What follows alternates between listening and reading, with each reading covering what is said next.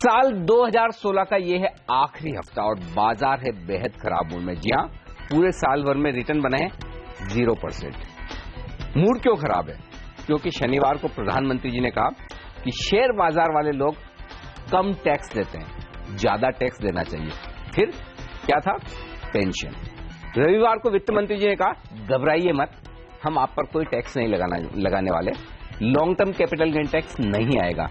लेकिन सोमवार को बाजार खुलने के बाद मूड खराब का खराब रहा। तो जब पैसा बन नहीं रहा है उसके बावजूद क्यों सरकार को लगता है कि शेयर बाजार वालों को और ज्यादा टैक्स देना चाहिए? ये है आज का खास मुद्दा। क्या शेयर बाजार के इन्वेस्टर्स पर टैक्स की मार बढ़ने वाली है? इस पर हम करेंगे बातचीत बाजार की जानी मानी दिग्गज, बीएसई की पूर्व अध्यक्ष और असित सी मेहता इन्वेस्टमेंट्स की एमडी दीनाबेन मेहता हमारे साथ हैं।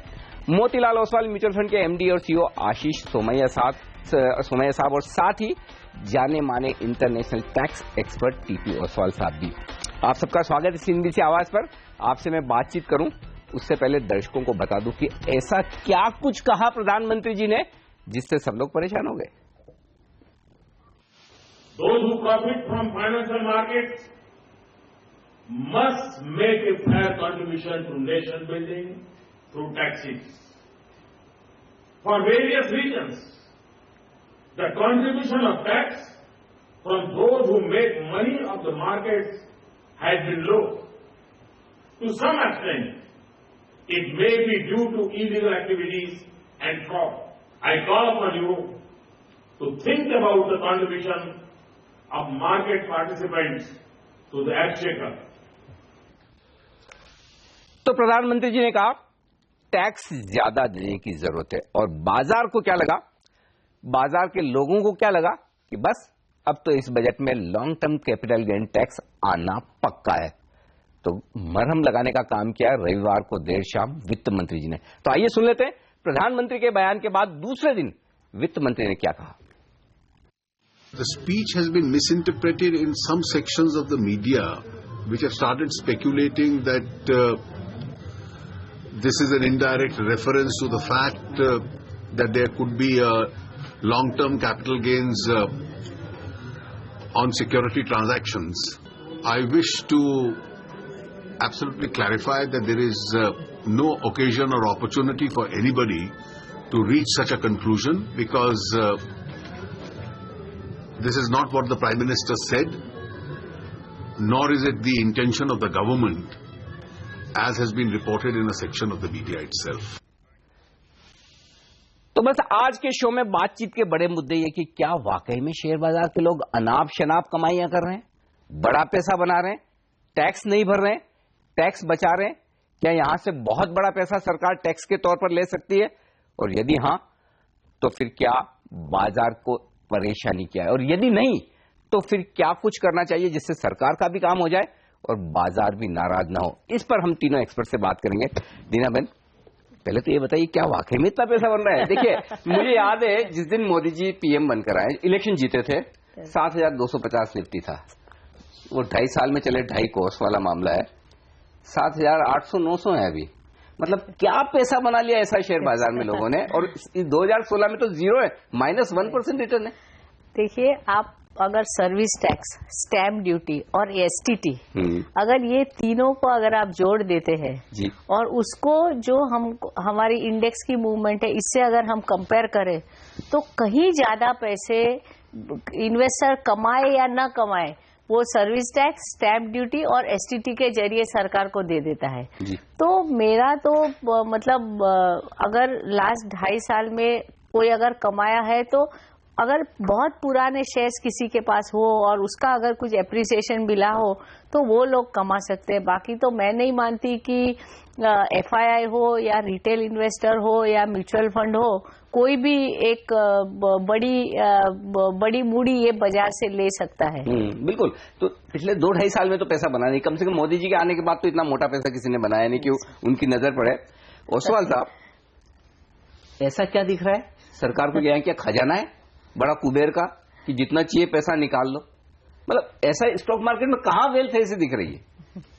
देखिए, एक तो मुझे लगता है कि डिफरेंशियल रेट ऑफ टैक्स जो लग रहा है एफआईआई और डीआईआई को, फॉरेन इंस्टीट्यूशनल इन्वेस्टर है 0% टैक्स भरता है, मोस्टली मॉरिशस और उसमें भी मैं आपसे डिटेल में बात करूंगा। ये बहुत बड़ा पॉइंट है जिसमें मुझे विस्तार से चर्चा करनी है, लेकिन मेरा पहला सवाल तो यही है, क्या वाकई में इतना पैसा लोग बना रहे हैं, टैक्स नहीं भर रहे हैं? मुझे ऐसा कुछ लग नहीं रहा है, क्योंकि ये सब डिजिटाइजेशन होने के कारण हर एक का ट्रैकिंग है, हर एक आदमी ने किसने कितना पैसा बनाया उसको क्लियर कट रिपोर्टेड है, और रिपोर्टेड होने के कारण उसको टैक्स तो भरना कंपलसरी है। शॉर्ट टर्म हो तो कम रेट से भरेगा, लॉन्ग टर्म हो तो ज्यादा 0 टैक्स भरेगा, तो सबके लिए एक ही नियम है। जैसे दीना बहन ने कहा, बिल्कुल सही कहा कि यदि कोई किसी के पुराने शेयर पड़े हैं, आज वो रेट ऑफ रिटर्न गिनता है तो उसपे उसका निगेटिव रेट ही गिना जाएगा। ठीक बात है। तो वो यदि पुराने जो स्क्रिप्ट उसके पास हाथ में है उसने बेचे है वो डिजिटाइज करने के बाद, तो उसने शायद टैक्स नहीं भरा हो, लेकिन उसको बनता ही है ना, क्योंकि लॉन्ग टर्म पे किसी पे टैक्स नहीं है तो क्यों भरे टैक्स। बिल्कुल, जो मुद्दा आपने कहा एफआईज वाला, वो उस पर मैं थोड़ी देर में आऊंगा, लेकिन उससे पहले आशीष जी एक सवाल मैं एस्टेब्लिश कर लेना चाहता हूं जवाब, कि जो लोग ये सोचते हैं कि शेयर बाजार में पैसा बनाना बड़ा आसान काम है, पैसा लगाइए, पैसा बरसता है, यहां पर बिना मेहनत के बन जाता है। आप जानते हैं, आप फंड चलाते हैं, दूसरों का पैसा मैनेज करते हैं, कितना ब्लड प्रेशर आपका रोज ऊपर नीचे होता है, कितनी हार्ट बीट धड़कनें आपकी ऊपर नीचे होती है, और कितना मुश्किल पैसा बनाना है। क्या वाकई में इतना आसान काम है कि बहुत पैसा बन रहा है, जितना चाहिए टैक्स ले लो आप?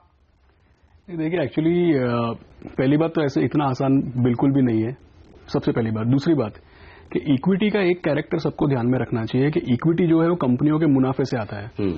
और आसान क्यों नहीं, मैं आपको बताता हूं, क्योंकि 7,000 लिस्टेड कंपनियां हैं, उसमें से साल दर साल हर साल रिटर्न बनाने वाली कंपनियां 150-200 है। तीसरी बात कि इक्विटी जो है उस पर ऑलरेडी हमारे यहाँ पे कंपनी टैक्स भरती है, उसके बाद डिविडेंड पे टैक्स लगता है। और हकीकत क्या है कि इक्विटी का जो रिटर्न है कंपनियों के मुनाफे से आता है। कंपनियों का मुनाफा महंगाई की मार झेलने के बाद, इनकम टैक्स भरने के बाद, वर्कर्स की सैलरी, रॉ मटेरियल, दूसरे सारे taxes, service tax, excise duty, tax है, सब कुछ भरने के बाद, सारे के सारे टैक्स सब करने के बाद एंड में कंपनी मुनाफा बनाती है। तो अगर इक्विटी पे डिविडेंड पे टैक्स है, इक्विटी के इनकम पे टैक्स है, तो ये तो डबल ट्रिपल, मतलब पता नहीं कितने लेवल का टैक्सेशन है। और अगर आप भी मार्केट में पैसा लगा रहे हैं तो आपने भी वो पैसा सैलरी से कमाया है या अपने बिजनेस से कमाया और उस पर टैक्स दिया है। बिल्कुल। टैक्स देने के बाद, अपनी जिंदगी चलाने के बाद, खर्चे करने के बाद जो कुछ बचता है, बिल्कुल, उसे आप निवेश कर रहे हैं। बिल्कुल, उस पर पैसा आप टैक्स ऑलरेडी भर चुके हैं, अब कमाई से कमाई करने की कोशिश कर रहे हैं। कमाई से कमाई, और एक्चुअली मैं पहले शायद रिपीट कर रहा हूं अपने आप को, लेकिन कंपनियों का मुनाफा सारे टैक्स और सारे महंगाई और सारे की सारी मार भरने के बाद आता है, और उस पर आप टैक्स ऑलरेडी कर रहे हो, बिकॉज डिविडेंड पे टैक्स है। और एक बात मैं आपको ये बोलना चाहता हूं कि जैसे स्टार्टअप के बारे में हमारी गवर्नमेंट काफी पैशनेट है, डिसइन्वेस्टमेंट प्रोग्राम के लिए काफी इनके बड़े प्लान्स हैं, इंफ्रास्ट्रक्चर फंडिंग के प्लान्स हैं। प्रधानमंत्री जी ने यह भी बोला था कि कमोडिटी मार्केट्स में एग्रीकल्चरल प्रोडक्शन और उसके हेजिंग की बढ़ानी चाहिए पार्टिसिपेशन। राइट। तो हर चीज के लिए कैपिटल मार्केट की जो रिक्वायरमेंट है, ये काफी हद तक लोगों को समझ में आती है। तो इसको अगर किसी तरह से डिस्करेज किया जाए तो डेफिनेटली ये हानिकारक हो सकता है। तो दीना बहन, एक चीज तो क्लियर है, आप तीनों और मैं भी, हम ये मानते कि कोई शेयर बाजार में अनाप शनाप बड़ा मोटा पैसा तो बन नहीं रहा, इनफैक्ट पैसा टूटा है लोगों का, ये बात फैक्ट है। अगर आप सरकार को जो हम टैक्स दे चुके हैं, short term capital gain tax, अगर किसी ने बनाया पैसा तो, या फिर STT, transaction charges, turnover charges, ये सब देके तो नेट नेट बैलेंस शीट हमारी नेगेटिव है, सरकार की पॉजिटिव है।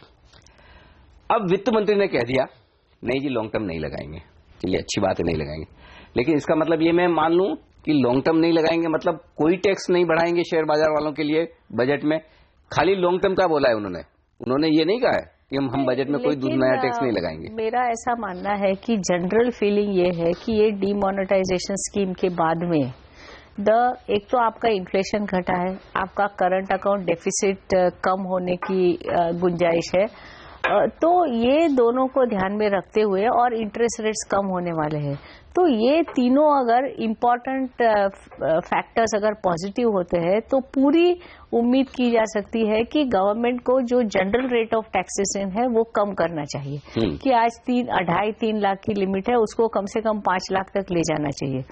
तो ये हम मतलब इतना डिमोनेटाइजेशन का की गर्मी झेलने के बाद इतना तो हम उम्मीद कर सकते हैं कि सरकार इंडिविजुअल्स को, खास करके जो लोग ऑर्गेनाइज सेक्टर में है, बेचारों का टीडीएस हो ही जाता है, तो ये सारी एक जो हार्ड वर्किंग कम्युनिटी है उनको सरकार बख्शे और इनकम टैक्स की लिमिट बढ़ाए ताकि ज्यादा से ज्यादा लोग इसके दायरे में से बाहर निकल जाए। नीला बहन, मुझे याद है, आपको याद है या नहीं, मैंने एक बार आपका इंटरव्यू किया था, आपने एक सेंटेंस बोला, मुझे आज तक याद है कि we are living in a most non compliant society, और ब्रोकर्स और स्टॉक मार्केट के investors they are expected to be most compliant, right?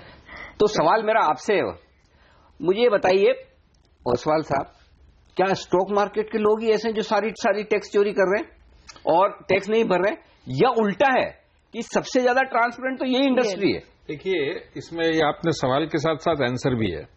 ये इंडस्ट्री काफी ट्रांसपेरेंट है, आप बोल रहे हो, और ये कंप्लायंट भी है, लेकिन कुछ सेक्टर्स, कुछ लोग इसमें ऐसे भी है जो मैनिपुलेटर भी है। ठीक बात है। जैसे खोखा ट्रेडिंग है, जैसे एकदम जो लॉन्ग टर्म कैपिटल गेन का एडवांटेज लेने के लिए कंपनियां बना के उसका एडवांटेज ले रहे हो, कैपिटल गेन क्रिएट कर रहे हो, टैक्स नहीं भर रहे हैं, राइट? शायद आपको एड्रेस करना है तो वो सेक्टर एड्रेस करिए, लेकिन जो आप बोल रहे हो, मैं आपके साथ बिल्कुल सहमत हूं, ये कंप्लायंट सेक्टर है। यहाँ तो नॉन कंप्लायंस का कोई गुंजाइश ही नहीं है, क्योंकि पूरा का पूरा डिजिटाइज्ड है, सबका ट्रेल अवेलेबल है। जब ट्रेल अवेलेबल है तो आप कैसे किसको बोल सकते हो नॉन कंप्लायंट है? हर ट्रांजैक्शन में पैन नंबर आता है। अगर सरकार चाहे तो एक पैन नंबर ने एग्जैक्टली कितना पैसा बनाया, रिटर्न लोग फाइल करे या न करे, उसको पता लग जा सकता है। मतलब इससे ज्यादा आपको और क्या चाहिए? और हर ब्रोकर, ऐसी कोई इंडस्ट्री नहीं है जहाँ पे ब्रोकर बोलेगा कि मैंने आपसे इतना कमाया।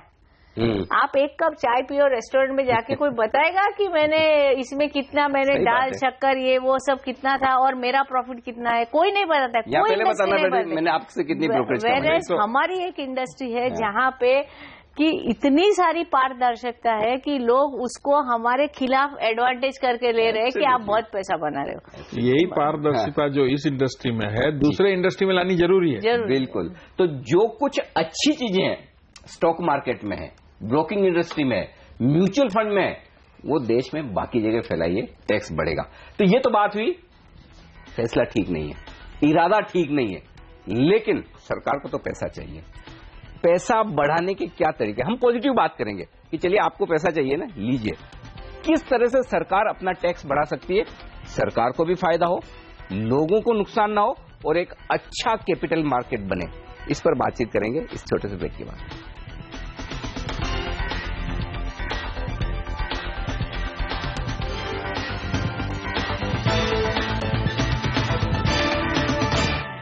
क्या शेयर बाजार पर टैक्स की मार बढ़ेगी? ये है आज का बड़ा सवाल। एक्सपर्ट्स का दमदार पैनल हमारे साथ है, आशीष सोमैया, टीपी ओसवाल और साथ ही दीनाबेन मेहता। अब सॉल्यूशन ढूंढते हैं। सरकार को टैक्स ज्यादा चाहिए। दीनाबेन, एक जो समस्या बड़ी है मार्केट की या सरकार की, कहते हैं कि सरकार को लगता है कि ये होता क्या है, वो long term capital gain illiquid penny stocks में इतने लोगों को गेन्स दिखते हैं, इनकम टैक्स रिटर्न में लोगों को लगता है कि सरकार को लगता है बड़ा पैसा बनाया। तो ये कोई 1-आधा% कंपनियां, कुछ इस तरह के लोग जो गलत काम करके अगर कैपिटल गेन्स ले रहे हैं, तो बेहतर है कि इनको रोका जाए और कुछ अच्छे उपाय किए जाए जिससे सरकार की कमाई बढ़े। बिल्कुल सही है। देखिए, जब भी हाई टाइड आती है ना, तो पूरा इतना सारा पानी भी आता है, उसके साथ थोड़ा कूड़ा कचरा भी आ जाता है। बिल्कुल। तो जब मार्केट में हम देखते हैं कि अगर there is a boom coming, तो ऐसे पेनी स्टॉक के जो ऑपरेटर्स हैं वो सारे एकदम सक्रिय हो जाते हैं। लेकिन मुझे ये जान के खुशी है कि एनवायरनमेंट पूरा इतना टाइट हो गया है कि सेबी की इतनी अच्छी सर्वेलेंस सिस्टम है, स्टॉक एक्सचेंज सिस्टम है, तो लिटरली कोई बच नहीं पाता है। और आप कुछ 1-1.5 साल पहले सेबी के अगर ऑर्डर्स देखिए कि जहां जहां उन्होंने पेनी स्टॉक्स का जो प्रॉब्लम है वो पकड़ा है, उस पर काफी सख्ती बरती गई है और वो लोगों को मतलब बार किया गया और बहुत सारे एक्शंस लिए गए हैं। So now it is no more easy. और प्लस गवर्नमेंट ने अपने टैक्सेशन के के भी में भी चेंजेस किए हैं कि आपको फेयर वैल्यू पे ही करना है, otherwise it is treated as gift. काफी सारे टैक्स के प्रोविजन है जो साहब समझा सकते हैं। तो ये सब करने से अभी वो एक विंडो भी बंद हो गया है। मतलब क्या होता है कि हर बार एक कदम जो गलत करने वाले हैं वो एक कदम आगे रहते हैं, लेकिन सरकार भी इतनी पीछे नहीं है जैसे सेबी कि वो कोई बड़ा सा कुछ करके निकल जाए और उसको पकड़े नहीं। तो उसके पीछे पीछे ही हमारी जो सर्वेलेंस सिस्टम है, इंस्पेक्शन सिस्टम है, ये इसके साथ साथ चलती है। और मैं मानती हूँ कि लास्ट एक साल में ऐसे जो केसेस है काफी कम हो गए हैं और अगले सालों में कोई शायद नया तरीका ढूंढेंगे। ये तरीका तो बंद हो गया है। आशीष जी, मैंने एक चीज देखी है अपनी जिंदगी में, वो ये कि हिंदुस्तान में कोई काम करवाना हो ना तो सुपरहिट फॉर्मूला एक ही है, टैक्स में छूट दो। हम फरवरी मार्च में जागते हैं टैक्स बचाने के लिए, इंश्योरेंस खरीदेंगे, पीपीएफ में पैसा डालेंगे, इधर डालेंगे उधर डालेंगे, बाकी किसी को इन्वेस्टमेंट याद नहीं आता। अब सरकार क्या कह रही, डीमोनेटाइजेशन कर दिया, पैसा बैंक में आ गया सबका, आप गोल्ड में मत डालिए, आप रियल एस्टेट में मत डालिए, 5% ब्याज मिलता है उसमें डाल के क्या हो जाने वाला है। तो अल्टीमेटली आदमी पैसा डालेगा कहां, इक्विटी में, फंड्स में। क्या ये वक्त ऐसा नहीं है जहां पर रिटेल इन्वेस्टर्स को बड़ी छूट दी जाए, आइए पैसा लगाइए, पैसा कमाओगे तब हम टैक्स ले लेंगे, आते ही 10%, 20%, 25% आपको टैक्स में रिबेट मिलेगी, फिर कमा लो तो दे देना। इसमें एक्चुअली ये चीज में एक पॉजिटिव है गवर्नमेंट का जो व्यू, क्योंकि प्री बजट जैसे कंसल्टेशंस वगैरह होते हैं और फीडबैक गवर्नमेंट लेती है इंडस्ट्रीज से, तो उसमें इस तरह की बातें जरूर आती हैं कि क्या कैसे कैपिटल मार्केट का इन्वेस्टमेंट बढ़ाया जाए, और जैसे म्यूचुअल फंड्स है, इंश्योरेंस है, इन सबको किस तरह से इन्वेस्ट करने पर ज्यादा रियायत दी जाए। लेकिन अभी तक जैसा क्या है कि कोई इंक्रीमेंटल स्टेप्स जिसको हम बोल सकते हैं कि कभी 50,000 का कहीं 40,000 कर दिया, कहीं कुछ प्लस माइनस कर दिया, सो जिसको हम एक पाथ ब्रेकिंग रिफॉर्म जैसा बोल सकते हैं, उस तरीके का बड़ा नहीं है पहली बात। दूसरी बात क्या है कि अभी टैक्स कंप्लायंस और टैक्स कलेक्शन बढ़ना ही बढ़ना है, क्योंकि जिसका कोई लेना देना नहीं था वो भी बैंक पहुंच गया और उसने भी अपनी, ठीक बात है, आधार कार्ड, पैन कार्ड सब करके पैसा, तो इनके पास जो डेटा है, यहां से अगर हम बिजनेस एनालिटिक्स बोलते हैं, डेटा की जो डेटा माइनिंग जो कर सकते हैं, बहुत सारे निवेशक ये लोग जोड़ सकते हैं। और आप सही बोल रहे हैं कि यही टाइम है, क्योंकि डेटा सारा आ गया, सारे लोग बैंक में पहुंच गए, तो यही टाइम है कि कोई अच्छा स्कीम दिया जाए जिससे कि ये सारे के सारे लोग निवेश करने लगे। और 4-5% देकर तो बैंकों का नुकसान ही है एक्चुअली। एब्सोल्युटली, क्या कमाएंगे वो। लेकिन एक बड़ा सवाल है, अगर एफआईज हिंदुस्तान में आकर पैसा लगाते हैं, आपके लिए रेड कारपेट है, आइए स्वागत है, टैक्स भरिए मत भरिए कोई दिक्कत नहीं, छूट ही छूट है। और हिंदुस्तान का आदमी पैसा लगाने आए तो 50 सवाल, अंदर घुसने का दरवाजा छोटा, निकलने का कोई पता नहीं। तो लेवल प्लेइंग फील्ड का है, कहां पर हम और एफआईज बराबर हैं, और उसको दुरुस्त करने के लिए क्या कुछ करना चाहिए, इस पर सवाल लूंगा मैं ओसवाल साहब आपसे एक छोटे से ब्रेक में।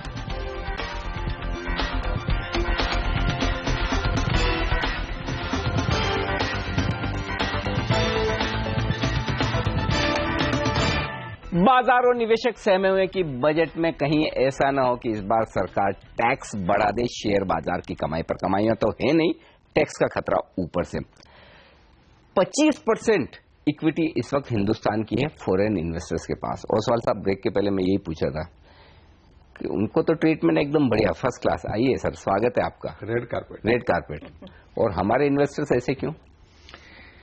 ये विसंगति जरूर है, अपना बहुत बड़ा प्रॉब्लम है कि लेवल प्ले फील्ड में देखिए फॉरेनर यहां पैसा लगाता है तो उसका इवन सेक्शन 56 में वैल्यूएशन भी चैलेंज नहीं होगा।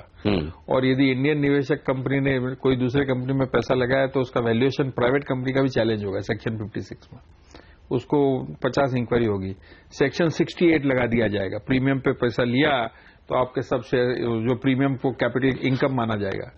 ये प्रॉब्लम बड़ा मेजर प्रॉब्लम है। हमारे यहाँ एक साइकी ऐसी है कि हम लोग फॉरेनर को एक रेड कार्पेट ट्रीटमेंट दे रहे हैं, पैसा उधर से लाइए, आपके कोई क्वेश्चनिंग नहीं किया जाएगा। बट वही छूट यदि इंडियन इन्वेस्टर को, इंडियन फॉर्मेशन ऑफ कैपिटल को हम लोग बढ़ावा देते हैं तो ये हम फॉरेनर्स को कभी भगा सकते हैं। सही बात है। हम लोग आज तक इंडियन निवेशकों को कोई इंपॉर्टेंस दिया नहीं है और वो उसकी देने की बहुत जरूरी है। यदि फॉरेनर को आप कैपिटल गेन टैक्स एग्जम्प्ट कर रहे हैं, मॉरिशस के थ्रू आता है, सिंगापुर के थ्रू आता है, साइप्रस के थ्रू आता है, तो टोटल एग्जम्पशन दिया गया, ग्रैंड फादरिंग कर दिया 2007 तक का इन्वेस्टमेंट। आपसे ज्यादा कौन जानता है कि वहां पर क्या होता है, किस तरह से वो पैसा आता है? वो तो सब ठीक है सब।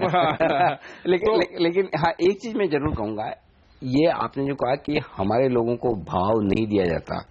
आशीष जी म्यूचुअल फंड चलाते हैं और ये डोमेस्टिक म्यूचुअल फंड्स अगर इस वक्त मजबूत नहीं होते तो जिस तरह से एफआईज ने बेचा है पिछले 2-3 महीनों में, हालत ये निफ्टी की 7,000 होती अगर घरेलू फंड पैसा नहीं लगा रहे होते, ये एसआईपी की वजह से। अब मैं, चूंकि समय कम है, मैं आप तीनों से एक ही सवाल लेना चाहता हूं। एक या दो ऐसे छोटे छोटे उपाय मुझे बताएं कि जिससे सरकार का काम हो जाए, उन्हें टैक्स ज्यादा चाहिए, पैसा ज्यादा चाहिए, शेयर बाजार से मिल जाए और शेयर बाजार का नुकसान तो ना हो बल्कि ग्रोथ हो, बाजार में डेप्थ बढ़े, इन्वेस्टर आए, वो पैसा कमाए और टैक्स भरे। दीना में मेरा इजीएस्ट सॉल्यूशन यही है कि जितना डिसइन्वेस्टमेंट सरकार को करना है, government is not in business of being in business, आप डिसइन्वेस्टमेंट करो, ज्यादा से ज्यादा रिटेल वालों को रिबेट दे दो और हमारे जितने केवाईसी ये सब झमेले हैं उसको बिल्कुल जैसे हमने जनधन अकाउंट खोले वैसे आप हमको अकाउंट खोलने दो। उस तरह से अगर हमने अकाउंट खोले और रिबेट अगर हमने दिए, आज ब्रिटेन का मार्गरेट थैचर ने बहुत बड़ा डिसइन्वेस्टमेंट किया, लोग 3 बजे से उठ के लाइन में खड़े रहते थे। ऐसी स्थिति हम यहाँ भी कर सकते हैं और बड़े पैमाने पे हम रिटेल इन्वेस्टर को लेके आ सकते हैं। बिल्कुल। ओसवाल साहब, आपकी क्या राय है? देखिए, जैसे लास्ट ईयर इसी साल हाई नेटवर्थ पे 10% additional dividend pay tax, right, उसका मतलब क्या, उसकी एबिलिटी टू इन्वेस्ट कम कर दी। पहले ही कंपनियां टैक्स भर रहे हैं, डिविडेंड डिस्ट्रीब्यूशन टैक्स भर रही है, बाद में वो डिस्ट्रीब्यूशन पहले टैक्स भर रही, corporate tax 30%, 33%, dividend distribution tax 22%, 45-47% तो आपने ले लिया, वापस हाई नेटवर्थ इंडिविजुअल के पास 10% टैक्स वापस ले रहे हो उसके ऊपर। मतलब क्या, उसको लेवल प्ले फील्ड में उसकी कैपिटल फॉर्मेशन होने की आपका कोई स्कोप रखना ही नहीं चाहते हो। ये तो एक retrograde step, absolute retrograde step है। ये हम लोग एक पब्लिक को अपीजमेंट मीन्स आम आदमी को अपीजमेंट के लिए हम लोगों को दिखा रहे हैं कि हम लोगों रिच को टैक्स कर रहे हैं। इससे तो आपका कैपिटल फॉर्मेशन खत्म हो रहा है। आज रिच कितने हैं? 4,800 लोग हैं, 4,900 लोग जो 10 करोड़ के ऊपर टैक्स का रिटर्न भर रहे हैं। समय थोड़ा सा कम है, आशीष जी आपकी राय? देखिए, ऑलरेडी क्या है कि डिमोनेटाइजेशन का एक नेगेटिव पे बहुत डिबेट होती है, पॉजिटिव इम्पैक्ट क्या है कि सारे के सारे लोगों का डेटा एक बार गवर्नमेंट के पास आ गया, क्योंकि हर किसी ने जाके 2-2.5 लाख रुपए भरा होगा। तो जैसे हम पहले बता रहे थे, उन लोगों को इन्वेस्टमेंट करने के लिए एनकरेज करना चाहिए, पहली बात। दूसरी बात, कैपिटल गेन का तो अभी जैसे कॉन्ट्रोवर्शियल हो गया तो उसको साइड पर रखते हैं, पहले डिविडेंड से टैक्स हटाना चाहिए। बिल्कुल, बिकॉज ये तो हम लोग ने कई बार बताया बहुत ही गलत स्टेप है। और लास्ट चीज मैं ये कहूंगा कि मैक्सिमम लोग, जैसे दीनाबेन ने बोला, केवाईसी का, जैसे हमारा सारा पैसा, हम लोग तो अरसों से डिजिटल और कैशलेस है, हमारा सारा पैसा बैंक के थ्रू इन्वेस्ट होता है, तो हमको फिर से केवाईसी करने की क्या जरूरत है? बिल्कुल सही बात है। तो बाजार में लोगों को आने के लिए रास्ता सरल करें, फॉर्मेलिटीज कम करें, जो सुविधाएं, जो टैक्स रेट्स आप फॉरेन इन्वेस्टर्स को देते वो हिंदुस्तान के इन्वेस्टर्स को दीजिए, उन्हें भरोसा दीजिए कि वो यहाँ पैसा बनाएंगे, और वो पैसा बनाए तो टैक्स देने में किसी को हर्ज नहीं, लेकिन आने के रास्ते बंद न करें, खुले रखें, लोग पैसा बनाएंगे, जरूर टैक्स देंगे। पिछले 2-2.5 साल में बना नहीं है, निराश है लोग, ये साल खराब गया, उम्मीद करते हैं कि अगला साल 2017 बेहतर साबित हो, और उम्मीद ये भी करते हैं कि 2017 के बजट में ऐसा कुछ न हो जिससे बाजार इस वक्त डरा हुआ है। इस खास चर्चा में हमारा साथ देने के लिए आशीष जी, टीपी ओसवाल साहब और दीनाबेन, आप सबका बहुत बहुत शुक्रिया। मुझे दीजिए इजाजत, बने रहिए हमारे साथ CNBC आवाज पर। नमस्कार।